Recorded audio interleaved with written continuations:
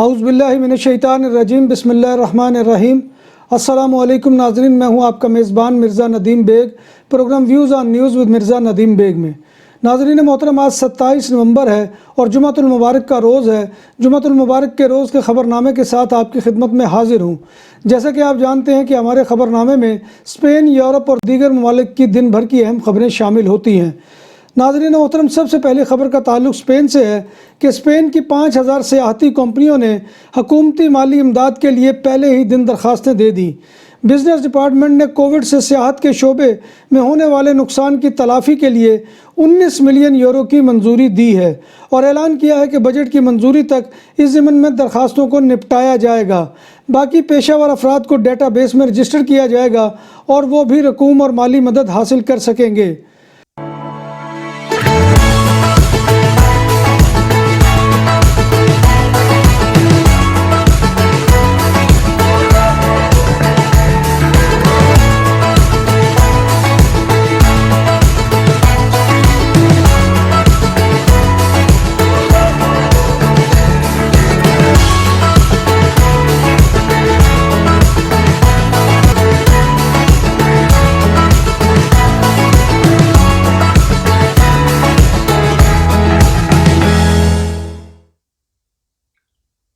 France کے علاقے ویلیئر لی بیل کے علاقے میں ایک پاکستانی مسجد کے امام لقمان حسین کو 18 مہینے کی قید کی سزا سنا دی گئی ہے، جبکہ فرانس میں ان کے داخلے پر بھی تاحیات پابندی لگا دی گئی ہے۔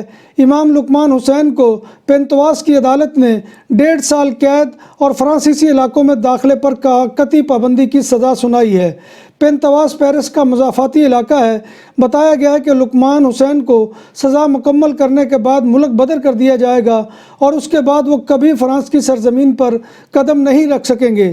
33 سالہ لقمان حسین پر 9، 10 اور 25 ستمبر کو سوشل نیٹ ورک کی ٹک ٹاک پر ایسی 3 ویڈیو پوسٹ کرنے کا الزام لگایا گیا ہے جس میں شدت پسندی کی ترغیب دی جا رہی تھی۔ جریدے چارلی ایبدو کے پرانے دفتر کے باہر چاقو حملے کے بعد اس عوام نے اس ایپ پر اپنے پیغامات جاری کیے تھے۔ عدالت میں سماعت کے دوران لقمان حسین نے متعدد مرتبہ معذرت کی اور عدالت کو بتایا کہ میں صوفی اسلام کا پیروکار ہوں جو امن اور محبت کا درس دیتا ہے۔ تاہم استغاثہ نے ان کے بیانات کو مسترد کرتے ہوئے لقمان حسین کو 2 برس قید کی سزا سنانے کی درخواست کی تھی کہ جو ان کو سنائی جا چکی ہے اور وہ 18 ماہ کی سزا ہے۔ موسس دے اسکوادرا نے بارسلونا کے قریبی شہر سبادل میں ایک لڑکی کو ٹیزر گن یعنی الیکٹرک پستول سے فائر کر دیا۔ لڑکی اپنے والدہ کے ساتھ ہیلتھ سینٹر میں طبی معائنے کے لیے آئی تھی کہ کاتالان شہر سبادل کے ہیلتھ سینٹر کے ملازمین نے ماں کو اینٹی کووڈ اقدامات کے تحت ہیلتھ سینٹر میں داخلے سے روک دیا۔ کاتالان پولیس موسس دے اسکوادرا کے مطابق لڑکی نے جارحانہ رویہ اختیار کیا اور ہسپتال کا فرنیچر توڑنا شروع کر دیا۔ پولیس نے لڑکی کو انتظامیہ پر حملے اور املاک کو نقصان پہنچانے اور پولیس اہلکاروں سے دست درازی کے جرم میں گرفتار کر لیا۔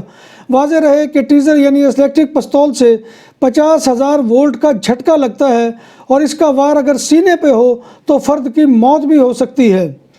پورے اسپین سمیت بارسلونا میں ہوٹل انڈسٹری کا برا حال ہے، جس کا اندازہ اس عمر سے لگایا جا سکتا ہے کہ مئی کے مہینے میں 162 ہوٹل کھلے تھے اور گاہکوں کو سروس بھی دے رہے تھے، مگر کرونا وائرس کی پابندیوں میں مزید اضافے نے 162 میں سے 46 ہوٹلز کو دوبارہ بند کر دیا۔ بارسلونا میں ہوٹلز کی کل تعداد 438 ہے۔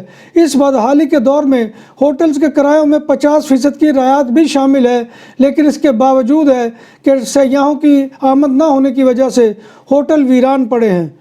نیشو پولیس اور سول گارڈ نے 7 افراد کو ایک مجرمانہ گینگ سے تعلق رکھنے کے الزام میں گرفتار کر لیا، جو مبینہ طور پر خواتین کو جنسی استحصال کے لیے ان کی سمگلنگ کرتے تھے۔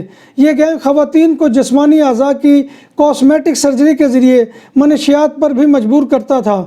گینگ کے خلاف آپریشن ساراگوسا کے شہر کاسپے میں کیا گیا اور بارسلونا میں بھی ہوا۔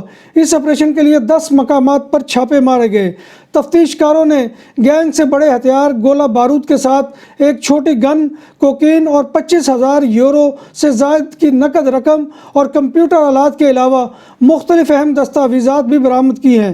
پولیس نے آپریشن میں 5 خواتین کو گینگ کی قید سے نجات دلائی جو غلامی کی زندگی بسر کر رہی تھیں۔ بارسلونا میں اسکول واپسی کے ساتھ بچوں میں کرونا وائرس 4 گنا بڑھ گیا ہے۔ پبلک ہیلتھ ایجنسی کے مطابق بارسلونا میں کیسز 14 ستمبر تک 1,386 سے بڑھ کر 5,537 تک پہنچ گئے۔ کاتالان دارالحکومت میں بارسلونا میں 14 سال تک کے بچوں میں 1,386 مثبت کیسز سامنے آئے اور یہ کیسز 26 نومبر کو 5,537 تک جا پہنچے۔ کرونا کے ان کیسز کا انکشاف PCR ٹیسٹ کے ذریعے سے ہوا ہے۔ موسس نے 3 نوجوانوں کو طبی نسخوں میں جعل سازی کر کے فارمیسیوں سے سکون آور ادویات حاصل کرنے اور پھر اسے بلیک مارکیٹ میں دوبارہ فروخت کرنے پر گرفتار کر لیا۔ گرفتار ہونے والوں میں دو نابالغ بھی شامل تھے، جن میں ایکواڈورین، رومانین اور بولیوین شہریت کے حامل 20 سال سے زائد عمر کے نوجوان بھی شامل ہیں۔ اسپین، اٹلی، یونان اور مالٹا نے یورپی یونین کے دیگر ممالک سے مہاجرین کو اپنے ہاں پناہ دینے سے متعلق پالیسی میں مزید یکجہتی کے مظاہرے کا مطالبہ کیا ہے۔ یورپی یونین اور جرمن چانسلر میرکل کو لکھے گئے ایک خط میں ان چاروں ممالک نے ایک بار پھر تمام یورپی یونین کے رکن ممالک میں تارکین وطن کی مستقل تقسیم کے لیے ایک لائحہ عمل اختیار کرنے پر زور دیا ہے۔ پاکستانی وزیر خارجہ اور وزیر اعظم کے معاون خصوصی کے متضاد موقف لوگ پریشان ہو گئے۔ وزیر خارجہ شاہ محمود قریشی نے کہا ہے کہ UAE ویزا پابندی صرف پاکستان کے لیے نہیں بلکہ دیگر ممالک کے لیے بھی ہے۔ UAE نے کہا ہے کہ پروٹوکول بنائے جا رہے ہیں اور جلد ویزوں کا اجرا کر دیا جائے گا۔ دوسری جانب وزیر اعظم کے معاون خصوصی زلفی بخاری کا کہنا ہے کہ امارتی ویزوں پر کوئی پابندی نہیں ہے اور نہ ہی ویزے بند ہوئے ہیں۔ اس صورتحال میں لوگ جو ہے وہ بہت پریشان ہیں کیونکہ دونوں کا تعلق حکومت سے ہے اور دونوں کے موقف میں تضاد موجود ہے۔ جرمنی میں موجود جزوی لاک ڈاؤن کی توسیع کا فیصلہ کر لیا گیا، جس کے تحت ریسٹورنٹ، تھیٹر اور تفریحی مقامات کی بندش کو مزید برقرار رکھنے کا اعلان چانسلر انگیلا میرکل نے وفاقی ریاستوں کے وزیر اعلیٰ سے مشاورت کے بعد کیا۔ موجودہ بندش کے تحت کیے جانے والے اقدامات 20 دسمبر تک لاگو ہوں گے۔ اس کے علاوہ سماجی رابطے کی پابندیاں ایک بار پھر سخت کر دی گئی ہیں۔ نجی اجتماعات 2 گھرانوں سے تعلق رکھنے والے زیادہ سے زیادہ 5 افراد تک محدود ہوں گے، جبکہ 23 دسمبر اور 1 جنوری کے دوران نجی اجتماعات میں زیادہ سے زیادہ 10 افراد کو اکٹھا ہونے کی اجازت دی گئی ہے۔ فرانس میں اموات کی تعداد 50,618 تک جا پہنچی ہے، جس کے بعد فرانس بھر میں کووڈ-19 کی دوسری خطرناک لہر کے بعد تیزی سے نئے مریضوں میں اضافہ ہو رہا ہے۔ رپورٹ کے مطابق وسط نومبر میں ہسپتال میں داخل مریضوں کی تعداد بڑھ کر 33,000 سے زائد ہو گئی، جو کم ہو کر 30,000 سے نیچے آ گئی ہے۔ برطانوی حکومت نے لندن میں کرونا وائرس پابندیاں جاری رکھنے کا اعلان کر دیا ہے۔ 1 ماہ کا لاک ڈاؤن ختم ہونے کے بعد لندن میں گھروں میں اجتماعات منعقد کرنے اور 6 لوگوں کے لیے ایک جگہ پر جمع ہونے پر پابندی برقرار رہے گی۔ مغربی بھارت میں کرونا کے مریضوں کے علاج کے لیے مختص ایک نجی ہسپتال میں لگنے والی آگ کے نتیجے میں کم از کم 5 مریض ہلاک اور 28 زخمی ہو گئے۔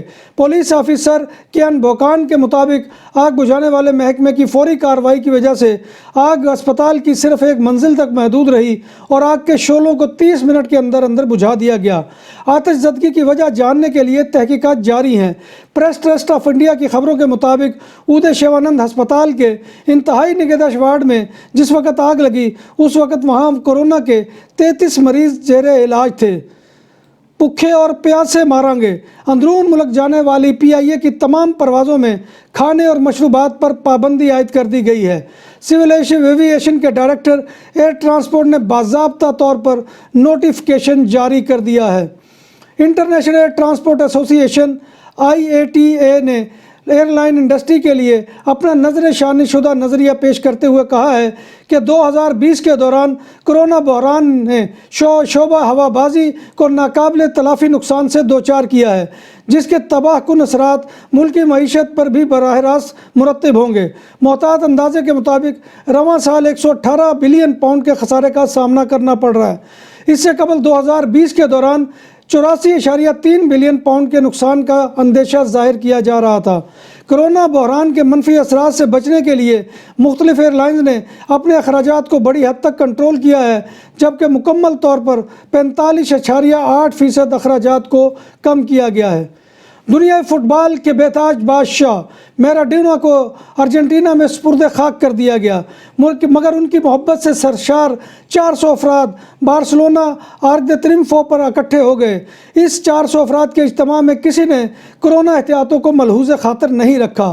میراڈونا کے متوالوں نے ان کی تصاویر اٹھا رکھی تھی اور ڈھول بجا کر ان کی خدمات کو سراہ رہے تھے۔ شرکاء کا کہنا تھا کہ میراڈونا فٹ بال کا بے تاج بادشاہ تھا اور ان کی وفات نے شائقین فٹ بال کو یتیم کر دیا ہے۔ شرکاء کی اکثریت ماسک کے بغیر تھی اور سماجی فاصلوں کا بھی لحاظ نہیں رکھا گیا تھا۔ عالمی شہرت یافتہ ارجنٹین کے فٹ بالر کھلاڑی ڈیاگو میراڈونا کو بینس آئرس کے قبرستان میں دفن کر دیا گیا۔ ان کی آخری رسومات میں قریبی دوستوں اور گھر والوں نے شرکت کی۔ تدفین سے قبل میراڈونا کے جسد خاکی کے تابوت کو بینس آئرس کے ایک تاریخی مرکزی چوک پر عوام کے آخری دیدار کے لیے رکھا گیا تھا، جہاں سے بعد ازاں ان کے تابوت کو قبرستان پہنچا دیا گیا۔ ہزاروں لاکھوں افراد کے جمع ہونے کی وجہ سے پولیس کو لاٹھی چارج اور آنسو گیس بھی پھینکنا پڑی تھی۔ ایک ماہر آثار قدیمہ کے مطابق اس بات کا قوی امکان ہے کہ شمالی اسرائیل میں واقع شہر نازرت میں کھدائی کے دوران دریافت ہونے والا ایک گھر وہ جگہ ہے جہاں حضرت عیسیٰ علیہ السلام نے اپنا بچپن گزارا تھا۔ یونیورسٹی آف ریڈنگ کے پروفیسر کین ڈارک ایک جدید کانوینٹ کے نیچے دریافت ہونے والی پہلی صدی کے ایک غار پر گزشتہ 14 سال سے تحقیق کر رہے ہیں۔ ناظرین محترم، یہ تھا آج کا خبر نامہ، اور آپ سے گزارش یہ کرنی ہے کہ کل میرے بیٹے کی جو ہے وہ پچھلے ہفتے سرجری نہیں ہو سکی تھی کیونکہ زخم پوری طرح سے ہیل اپ نہیں ہوئے تھے، تو اب وہ سرجری جو ہے وہ کل انشاءاللہ جو ہے وقوع پذیر ہو رہی ہے۔ تو آپ تمام دوستوں سے گزارش ہے کہ اپنی خاص دعاؤں میں اس کو یاد رکھیے گا کہ اللہ تبارک و تعالیٰ اس کو صحت و تندرستی عطا فرمائے، اور دنیا میں جتنے بیمار اس سمیت ہیں تمام کو اللہ تبارک و تعالیٰ کا صحت کاملہ عاجلہ عطا فرمائے اور ہمیں ایمان اور صحت کی سلامتی کے ساتھ زندہ رکھے۔ آخر میں وہی گزارش ہے کہ ہمارے چینل BBC اپڈیٹ کو سبسکرائب کریں، اس کے پروگرام کو لائک کریں، کمنٹ کریں اور شیئر کریں۔ کمنٹ کرنا آپ کا اس لیے ضروری ہے کہ اس سے ہم رہنمائی حاصل کرتے ہیں۔ اسی کے ساتھ اپنے میزبان مرزا ندیم بیگ کو اجازت دیجیے۔ کل انشاءاللہ نئی خبروں کے ساتھ نئے پروگرام میں آپ سے ملاقات ہوگی۔ اللہ حافظ۔